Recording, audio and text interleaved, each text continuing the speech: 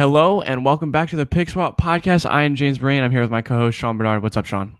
What's going on? I'm a little bit less excited since the Tyrese Maxey exit from Summer League, but still living it up through the young guys, so doing good. Yeah, man, it's been definitely exciting in a lot of ways, interesting in a few more ways, and like most of these guys are probably fighting for the last couple spots on the rotation, and also the Summer League, the G League roster as well. So we're going to talk about all those guys today. We'll talk about the lack of Tyrese Maxey as well in those last two games and how different that team looked. Unsurprisingly, looked a little bit worse without Maxey. So just let's go into these guys first. A lot of people are talking about Jaden Springer. I know you like him a lot, and he had some criticism after last night's game. What did you see from Springer in last night's game and also just throughout this whole Summer League process so far? Yeah, again, I don't think he's any sort of a contributing player this year. I still think long term, I believe into him. I think the defense is 100% legit and NBA level, and that's the thing that keeps me bought into his stock at this point and that what he can be. And offensively, he's for sure raw, but there's just moments each game where he'll flash and look fantastic for like one or two plays here, but overall super rough around the edges. He's got to break the habit of the contested mid-range. Seems to be kind of his bread and butter go-to, Yeah. which is not a good shot. We already have too many guys that do that too often, so that just can't happen. I think that dates back to a lot of kind of the Tennessee flow offense and habits from college. So I do think that'll be breaking out of him, and I think that's something that Doc will actually do a good job of like instilling in him and just that. But again, like he's 18 years old, he's super young, he's got a long way to go, but I still buy in. The defense is going to keep me bought in until then. So I still, overall, I'm happy with Springer. Yeah, I feel the same way. I don't like to really go in or out on any of these guys as of right now. Like, especially a guy we haven't seen at all before. Like, I was talking to my friend earlier about it. Like, gotta think it was just a few weeks ago. This kid didn't have any idea where he was going to go in the draft. No matter didn't know the city, didn't know the state, didn't know the region. Gets drafted. The whirlwind of all of that, and then immediately flies out to Las Vegas to play for a coach he's never played for and guys he's never played with and a system he's never played in. Like, there's a lot of factors that go into this. He did look really kind of unexperienced, especially early on. A lot of his shots, like I feel like everything he missed was just short. Yeah, definitely. And like the mid ranges, obviously, is just a habit that he needs to break. I don't think ever there was the idea of him competing for a rotational spot this year. I just don't think that was really in the plans at all. So I still like this pick a lot. I still like Springer and his upside a lot.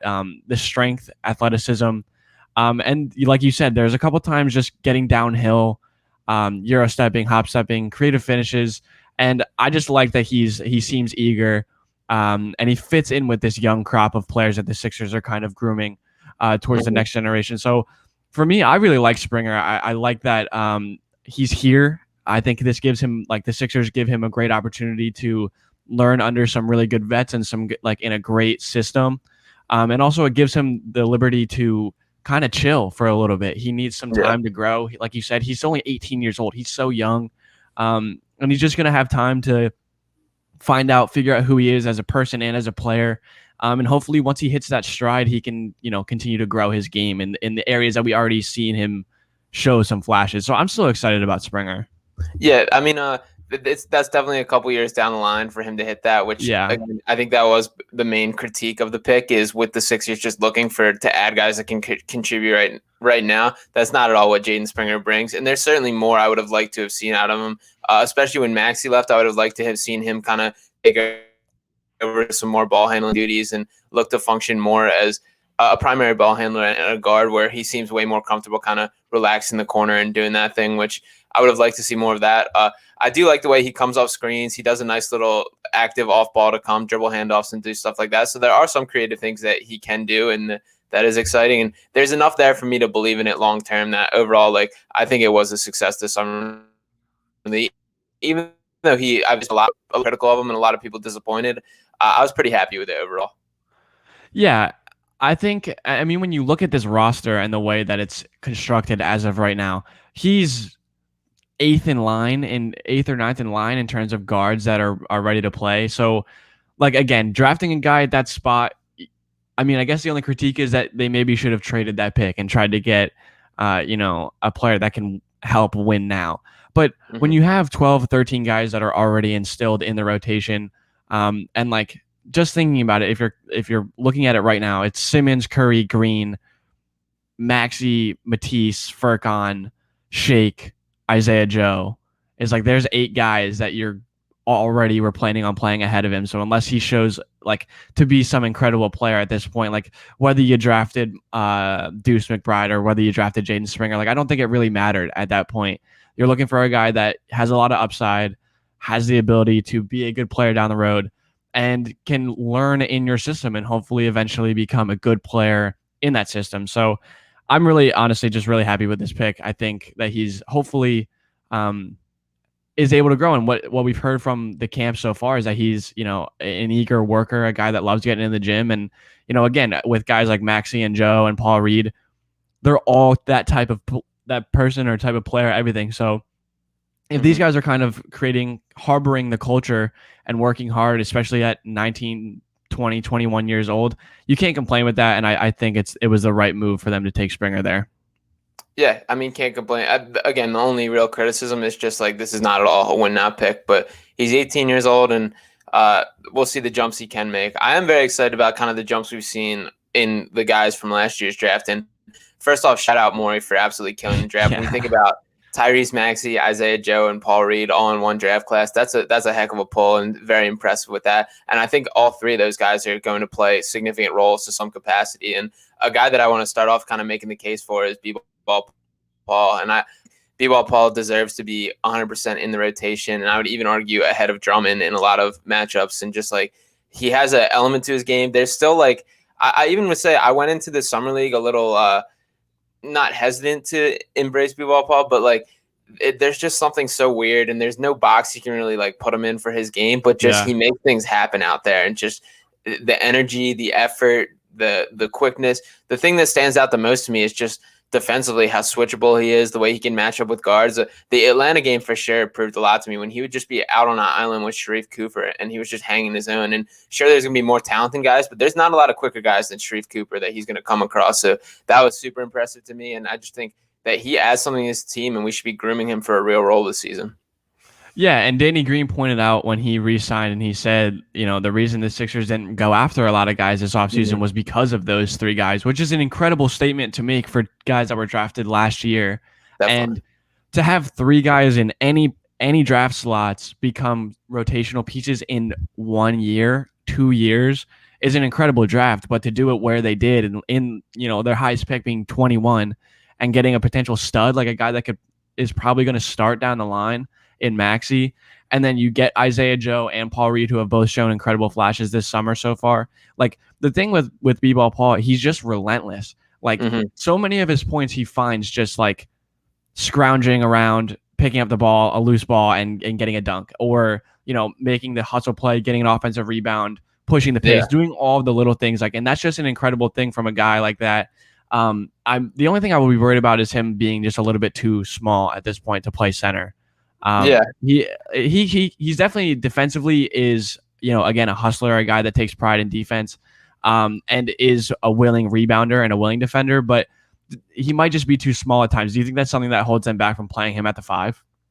I think slightly. When this is my whole position on just looking at how the Sixers should structure things is I'm totally done with the idea of just like the Amir Johnsons, the Dwight Howards, the guys that are just worse Joel Embiid's. Just we're never going to be good. Like the splits with Embiid on and off the court have just been so drastic throughout his career. And I understand he's our number 1 superstar and that's always going to happen to some extent. But just we're never going to be in the same category when we're just playing a guy that's worse in the same way.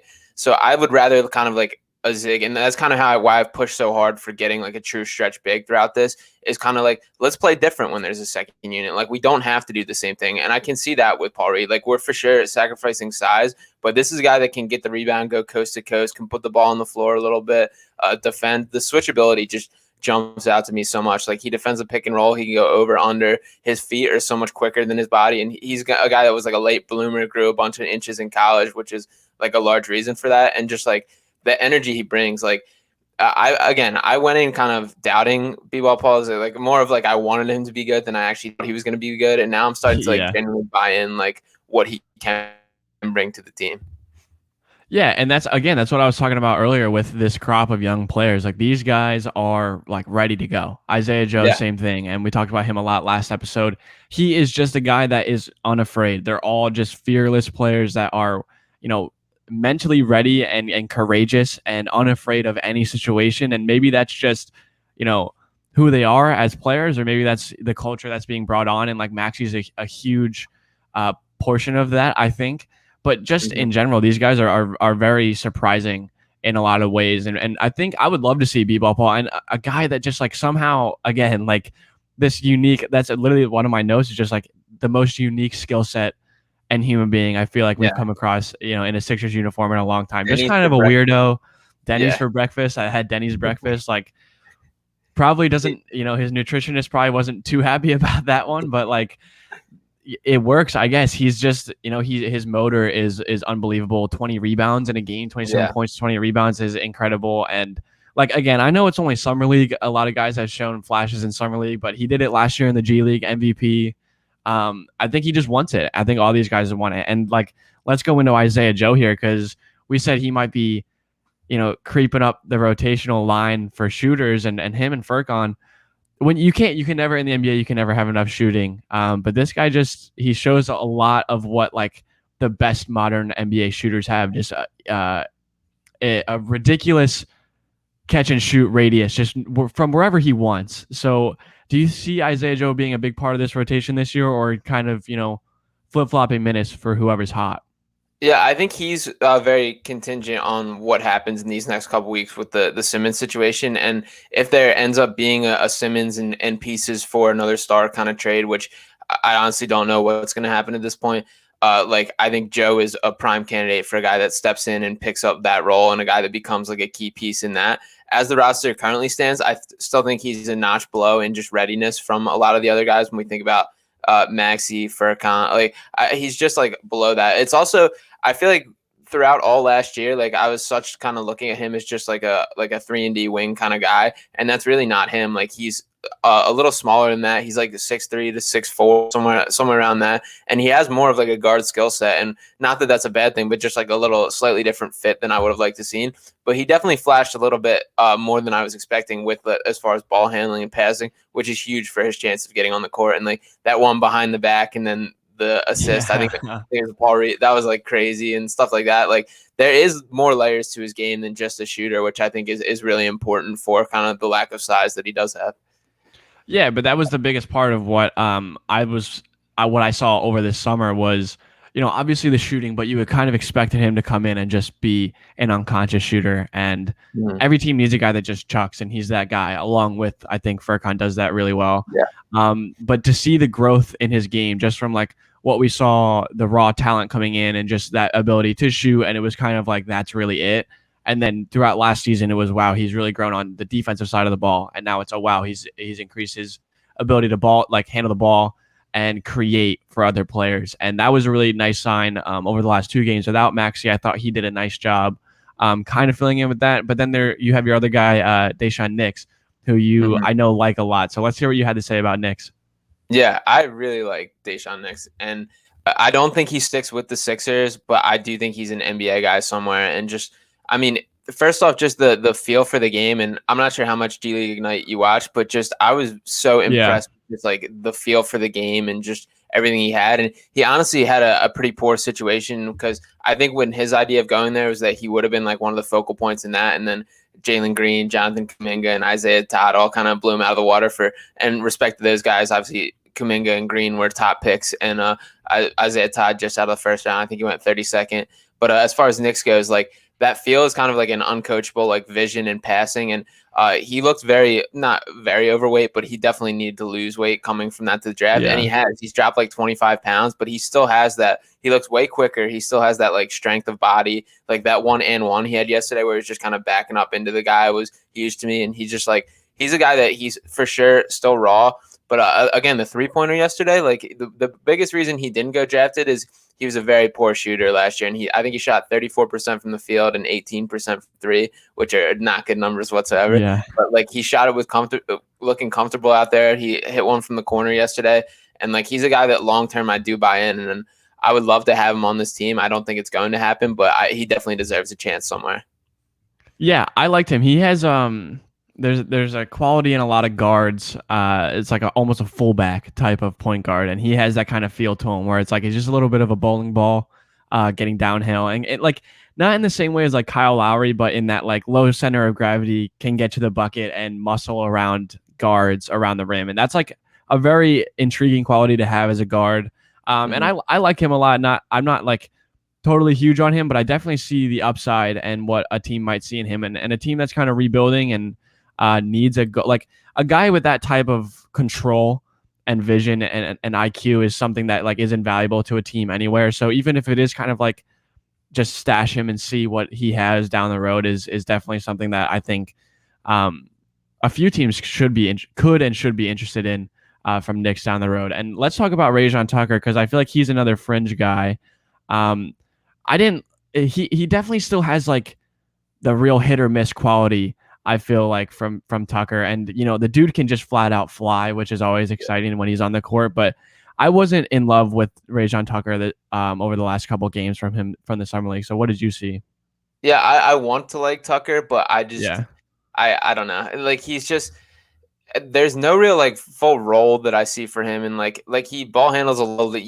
I saw him trying to be kind of the guy that can run an offense and a guy that wanted to look like he was in control. He did a whole bunch of like backing it all up toward half court and setting things up and that kind of. But just like the passing's not quite there, the defense isn't quite good enough. The athleticism is off the charts, and that's probably what's going to continue like keeping him around a little bit and around the league, I guess. But like there comes a point where there's plenty of guys who can dunk the ball. Like, we need a little more, and unfortunately I haven't seen much growth. Like the 3-point, he shoots the ball confidently, but the actual sustenance isn't always there. And I don't know. I'm not sold on Tucker in the long-term Sixer plans.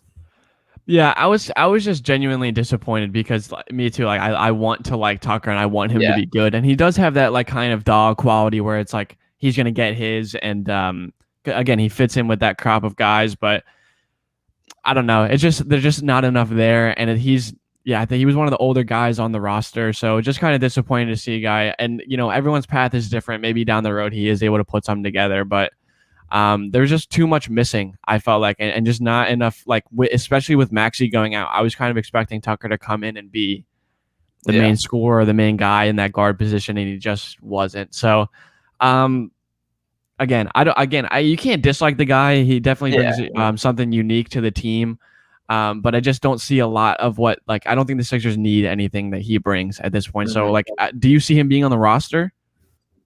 I believe they re-signed him to a two-way already, so I think he will be on that. I kind of wish that wasn't the case and he was a guy fighting. I personally, I would rather throw Nix that two-way and just see long-term. I think he has way more upside than Tucker does, and I would have loved that to have been the move, but I think Tucker will be around. And you can't complain too hard. He sounds like he's a great locker room guy. Jaden Springer has spoken super highly about him and their relationship, which is obviously key. And he did a very good job being kind of like a leader through this summer league as kind of one of the older guys. So there's still a lot to like about Tucker. And on like a human being level, I really do like him and how he seems to interact with everybody, talk and everything like that. But basketball wise, I don't see any long-term fit. Yeah, I agree. It was just a little bit disappointing, but we'll see going forward. And again, it seems a little bit frivolous to get too tripped up about these guys because it's just they're more than likely not going to be any type of part of this team, really, especially down the road this season, next season. I don't see it too much, but this is, I guess, the next generation of Sixers, or potentially the next generation of Sixers. So it is always fun to take a look at them. And one guy that we didn't get to see in the summer league, but we did get to see a lot in the Olympics, was Matisse Thaible, and he was awesome this summer in the Olympics and leading up to the Olympics. So, obviously we're both big on Matisse, and we've talked a lot about Maxey, and these are the guys that are making a real impact coming into the season, or are expected to make a big impact. Matisse averaged almost 8 points per game, which doesn't seem like a lot, but in shorter FIBA games, and also compared to his regular stats, which is 3 points per game, he also shot almost 42% from three. Unsurprisingly led the Olympics in total steals and steals per game. I can't wait to see this guy play again for the Sixers, and I love his game. I love what he brings. But I also love to see how aggressive he was and how willing he was to not only shoot, but create for other players on his team and also get to the rim. Like, he's so athletic. It's a shame he doesn't get to the rim more often. But just watching Matisse play, I just got really excited to see him come back and be a part of this team. So what did you see from Matisse in the FIBA play? Yeah, Matisse rocks. I mean, he's so likable, so fun to watch, and it was really cool the way Australia kind of found a way to use him more. He handled the ball way more than we've ever seen with the Sixers, and he even dribbled into a three, hit one of those in the pick and roll as a screen and roll guy. We saw that a lot, which the Sixers have never really used either, and he looked great in all these. He played with a level of confidence that I think is. I don't think this is necessarily a international step. I think it's more his progression in his own journey and his own pathway. And I think he is adding layers to his game. He should be locked in a gym and shooting 1,000 threes every day this summer. Just if he can hit those on a consistent level, there's no reason for him not to play like 30 plus minutes even. And again, a lot of this is contingent. I hate that so much relies back on we still don't fully know what the roster looks like, because it is hard to play him and Simmons on the same court just based on they have similar strengths and weaknesses in that regard. But just the defensive instincts that Matisse has are up there and for sure top 5 in the league. And it's so cool to see him kind of blossoming on the other side of the ball too. And there's just he's a great piece. He's a great guy to have, and I love him. Yeah, Matisse is really awesome. And like, the one thing I will say of what him and Simmons do well together, obviously defensively, they're just menaces. And in the backcourt like that, even extending half court, full court, 3/4 court presses and the things like that, picking up their guys full court. And just basically, I like to just like muck up the game, just completely change the way that the pace goes. And this is something I go back on a lot. And something I looked back on in the Hawks series was there was a stretch in Game 7 right at the beginning of the fourth quarter. Matisse and Ben were in, and they dictated the entire pace of the game. It was pressure defense, changed what Trae Young was doing, take the ball out of his hands and create havoc, and then on the other end, just hand it to Embiid. And there was a short stretch where that was really working, and obviously it didn't end up working, beside the point. But defense in the NBA is, I feel, almost underrated in a lot of ways. And what Matisse brings defensively, in terms of just changing the pace and him being in control defensively, to me is the same thing as a guy being in control offensively. He does so much defensively that it's insane. And if he's adding great cuts, him and Simmons do that well. He's a great cutter, and something I wish was more involved in the offense when he is playing. It's just cutting, getting open, continuously moving, because with his athleticism, his quickness, and his length and size, he creates a lot of mismatches. And what do you think it was? Do you think it was just genuinely, like you said, it is his growth personally, but it's scheme wise? And like, I wish you could get a Patty Mills or a Joe Ingles over on the Sixers to kind of mentor him and keep him in that frame of mind. I really hope that Doc is what was watching and seeing all of that. Like, what do you think they do with him next year, especially with that second unit, because he is unique in that second unit? Yeah, it was really cool for him to be used in other ways that we have not seen at all with his time with the Sixers, and I do hope that's something that's noted.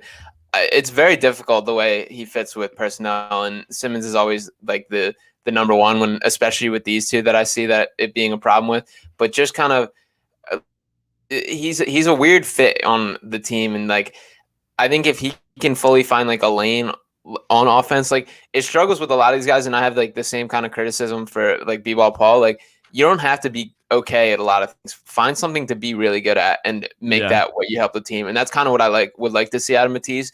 And maybe it is like screen and roll. And like you said, he is a great cutter. The offense as a whole has been way too stagnant, and I that's something that needs to change a little bit. And if there is more like kind of the backdoor cut, that under the basket that he's excellent at, that would go a large deal to him kind of adding on the offensive end. But which he does well with Joel. He does that backdoor cut with Joel because of how much Joel gets doubled. So like, that's another thing I love to see with him, fitting into that. I didn't mean to cut you off, but like, where do you see him? Is he going to start eventually? Is that what you see from him? If Simmons is traded, I think Matisse starts. If he doesn't go with him, obviously. If he doesn't go with him. If Simmons is traded and Matisse is here, I think Matisse definitely starts and is definitely a real contributor for the team. If Simmons is still here and Thybulle still here, then I think he comes off the bench again and is kind of another kind of weird 6-man kind of role, and the kind of, I don't think there will be as structured of a 6-man as we've seen with like Shake last year, and I think it's going to be very like matchup based, and I think Matisse is going to be in that kind of options and bag of tricks. And I feel like, again, depending on how this season goes, just assuming they go into this year with the roster as is there any chance that Maxey or Matisse break into that starting 5, or do you think that's something that, I mean, clearly they want that starting 5 back, bringing Danny Green back. Like, that was their intent, was to have, at this point, the same starting 5. Like, they want those 5. If they're going to keep all those players, they want those 5 playing together.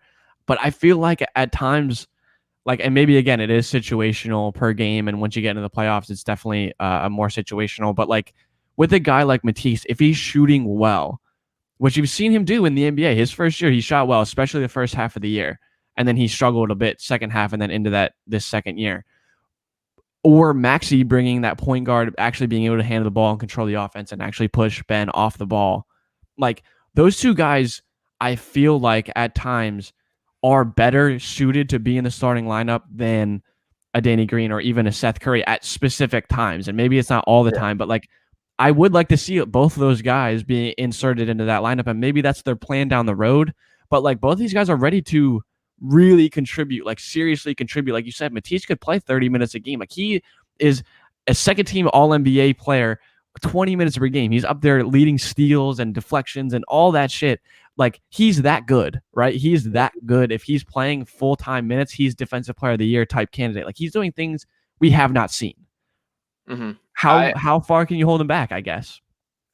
So I think Maxey has a significantly higher chance of cracking into the starting lineup. I think just if you had to pin me down, I think it's unlikely the starting lineup changed mainly out of like formality. But I think Maxey's a guy that will probably play like more minutes per game than, or at least in the same vicinity of minutes a game of like Danny Green and Seth Curry. And I think that's like the starting lineup needs Maxey's skill set more than it needs Thybulle, just based on what they already have in that Simmons. As much as like Matisse's instincts are even better than Ben's, and he has, I would even argue, just like straight up a better defender slightly, which is both tremendous. I don't want to hate on either. But like there's way less of a drop off from what Simmons can do between Thybulle and Simmons than there is for Maxey. And there's stuff Maxey does that nobody else does. And just the skill set that he has and the spark that he brings is so needed in the offense that I think getting him in with the starters makes more of an impact.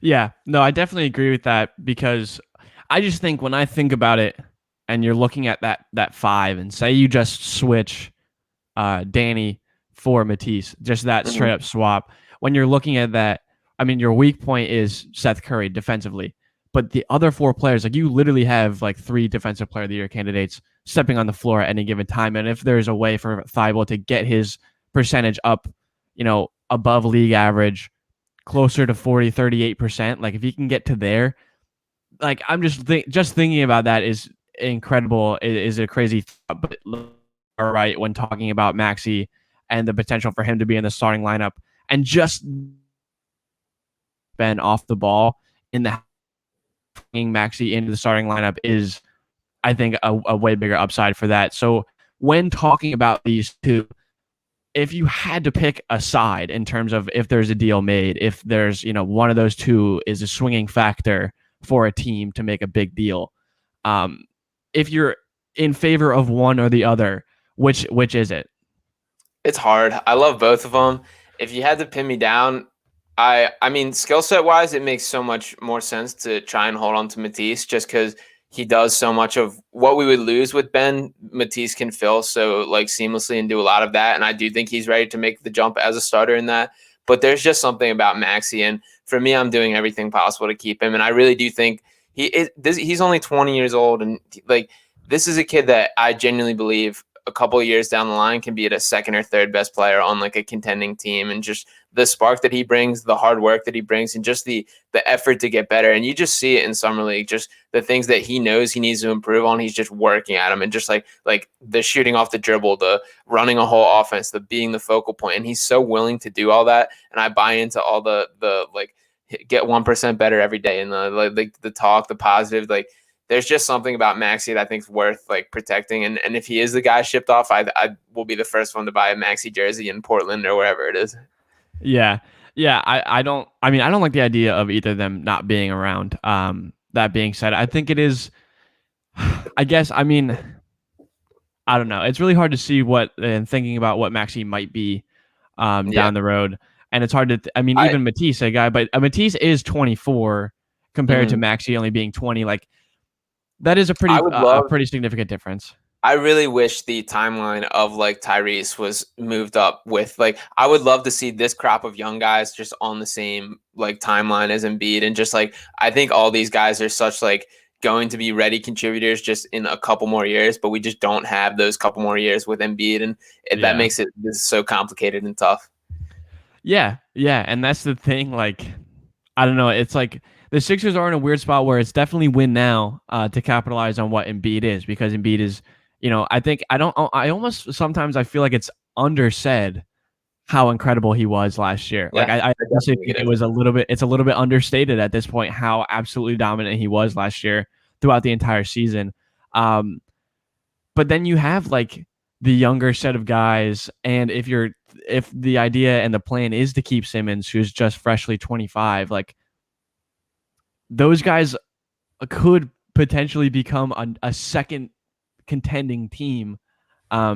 Depending, obviously there's a lot of factors in there, but it's hard to say, and it will be interesting to see what they do. I don't know.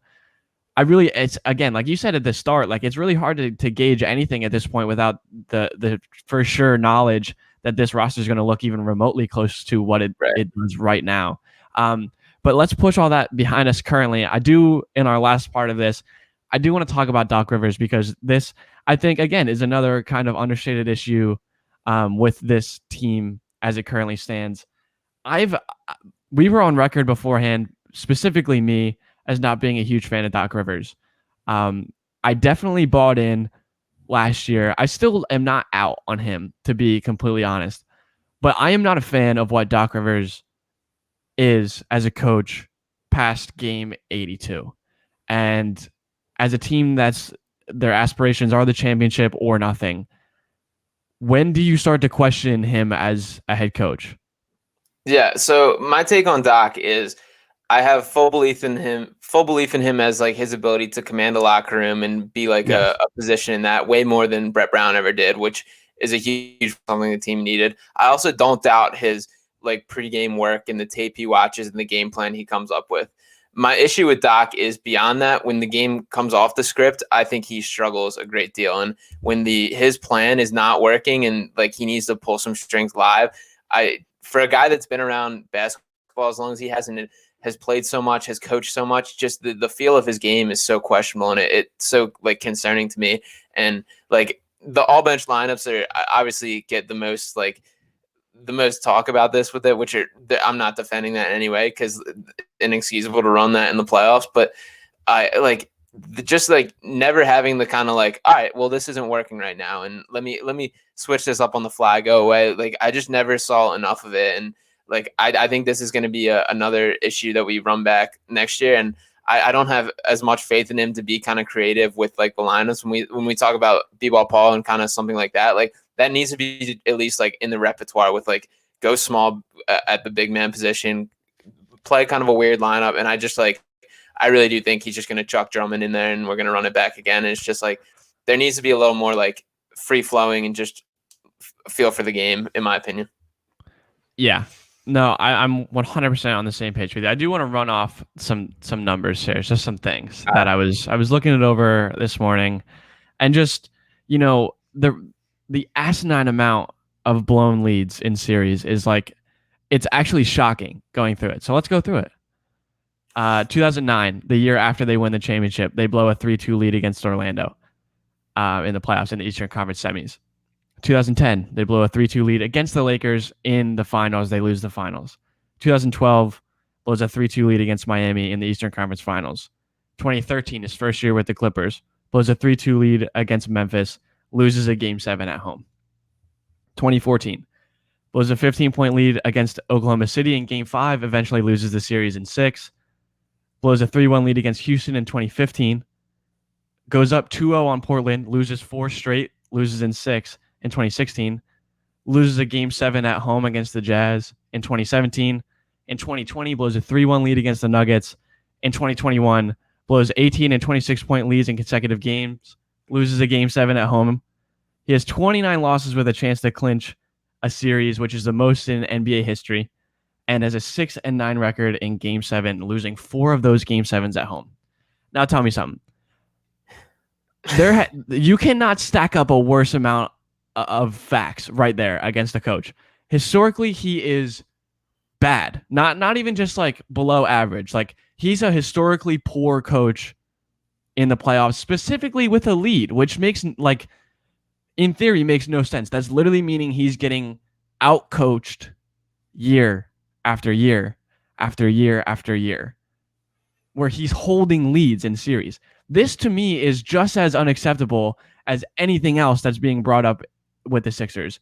You, as a coach, cannot do this. And this isn't just, I realize that Ben Simmons causes a lot of issues, and that was a major factor in what happened. I understand that. But this is not an isolated incident. This has happened not once, not twice, but decades at a time. He was not a good coach coming up. He won a championship, and he's gotten a pass from that one championship for literally a decade. I realize that he's a very good culture guy. I realize that he can command a locker room, and I love what he did culture-wise for this team. And they're a great regular season team. But this is more than concerning. This is literal, like, death by your own hand. If you're a coach, if you're a general manager, you're looking at this team. That is what you're looking at.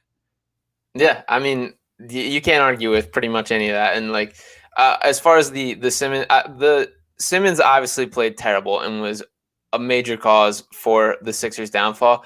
I think just how bad he was and the pass Matisse and everything definitely overshadows a lot of the other issues that are going on. And just, like, if there's just a clean, we trade Ben Simmons and maybe we get a second superstar like that, there's other issues going on here. And Rivers is certainly at the top of the list for me with that one. And we talk about the Hawks series specifically.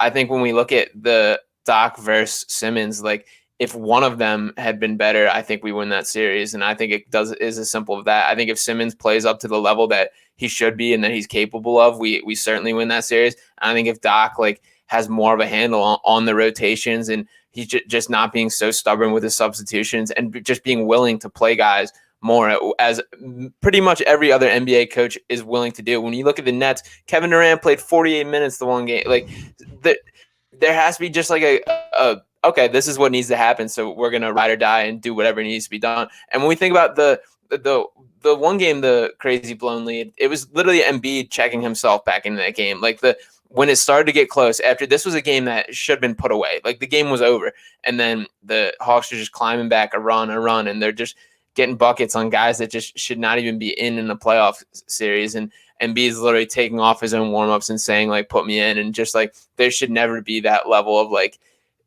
just need. And I understand it's hard based on, like, I don't think the talent of our bench was spectacular by any means, and it's hard, but that, to me, that's more of a reason to maybe, if they're all not great, let's not put them all on the floor together, and maybe we rotate. Like, it's not that foreign of a concept to maybe, like, keep Steph and Toby and throw Matisse, whoever on. Like, just, you can do it 2 or 3 at a time. And, like, even throughout the whole regular season, he was so stuck to playing Simmons and Embiid together, which, like, that's great as far as, like, you're trying to build, like, a familiarity and keep building on their chemistry. And, like, I understand why he got there in his thought process, but, like, why are you taking the 2 best players off the court at the same time every single game? And, like, there has to be some sort of just adjustment and willingness that I didn't see from Doc.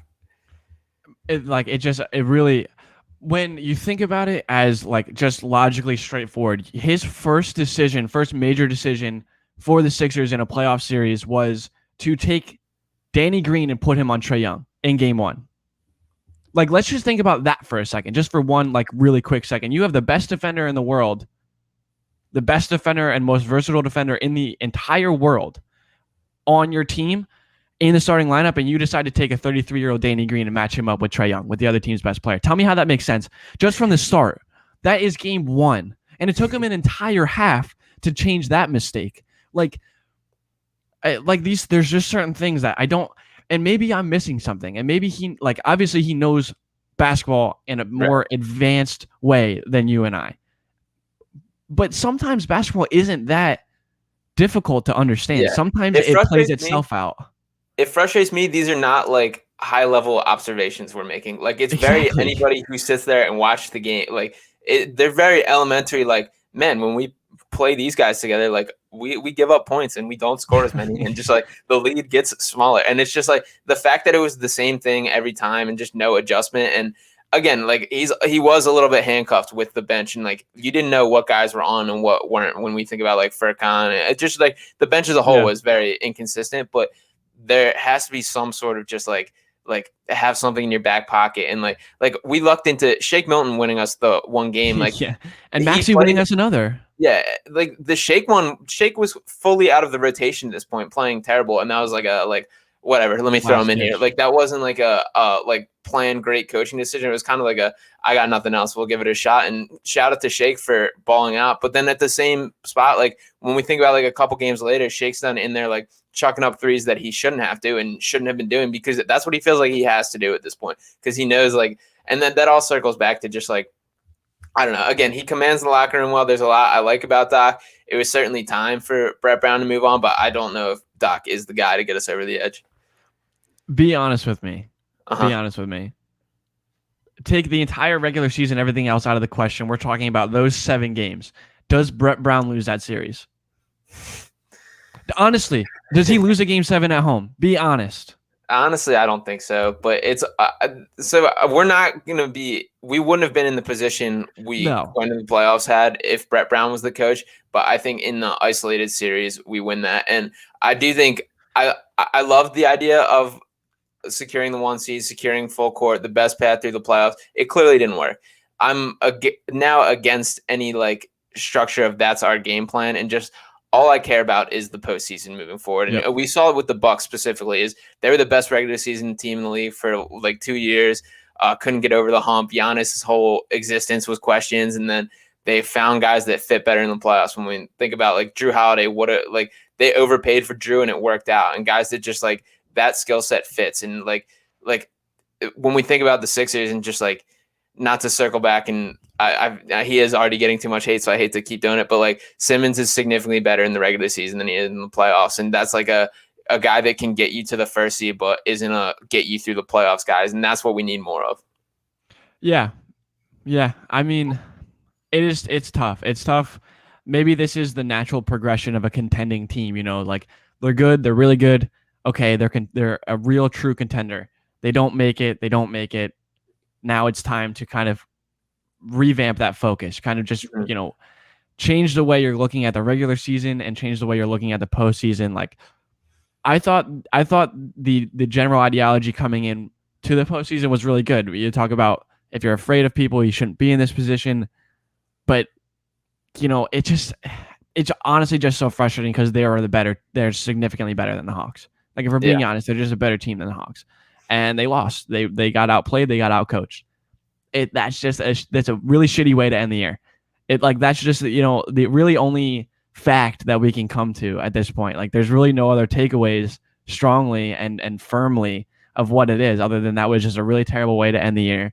And it sucks that this is a position we're in. Do you go back and run it back and do the same thing? Potentially. I feel like they've gotten their bench has gotten better. So slightly. If Doc is so dead set on doing that, maybe they've got, a little bit of the answer to kind of revamping the bench. Maybe. But you don't think so. You got to change something. I don't think that there's going to, at this point, I don't think there's going to be a drastic change before game 1. I still disagree. I think it's very unlikely Simmons is back next year. And like, I know I think the holdout is going to become more and more like a legitimate option, and how it goes from there, I'm not really sure what happens. There hasn't been anything like seriously confirmed. This is all one or the other, and it's a lot of fun. But I don't think there will be. This is a scenario where I don't think that we've already seen the circus. There's already been all that. I think it's going to be a one day, like, a trade happens and Morey was just like behind. I think it's going to be a very like out of the blue move that like something happens with the trade, and I just can't see. I mean, for sure Simmons has no leverage, that he's under contract for 4 more years.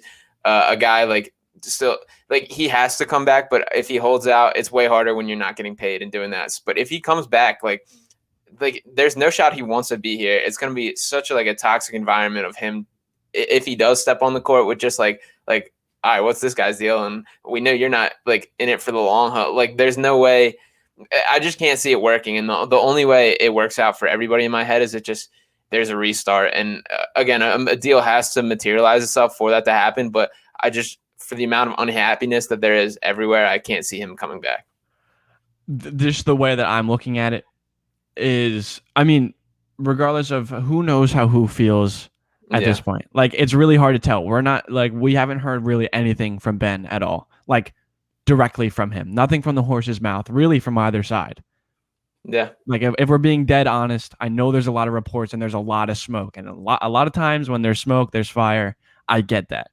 But there's literally nothing has been resolved either way. No one said anything. And I realize that's to hold the leverage as the Sixers. Daryl Morey can't be like, I want to trade Ben, and because then they lose leverage. Neither one of them can say something directly. Like Simmons can't say I want out of Philly. Like you're under contract for 4 more years. You have zero leverage in the situation and shit the bed in the playoffs. So everybody is already on your ass about it. As far as Morey goes, he can't say I want Ben out, because then not that everybody doesn't already kind of know that or kind of whatever, but the value is already so low that you can't kill that anymore. And just it's just ugly. It's a very tricky situation, and I genuinely don't know what's going to happen, but I would be surprised if he's back next year still. That's fair. I'm still holding it. I'm still ready for him to be a Sixer next year. I got him on my phone case, man. I don't want to get a new phone case.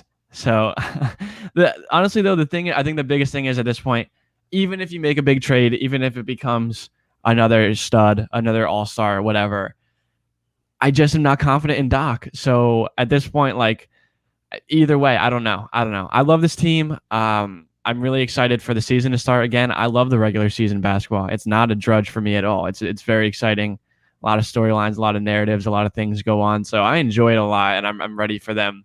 Again, like you said last episode, just ready to be hurt one more year. It's always exciting getting that fresh new start. But that being said, I think we are going to wrap it up here. I think it was a very, very productive episode. We got a lot off our chest, I feel like. Yeah, absolutely. So before we go, guys, go check out, obviously follow us on Twitter at PickSwapPod.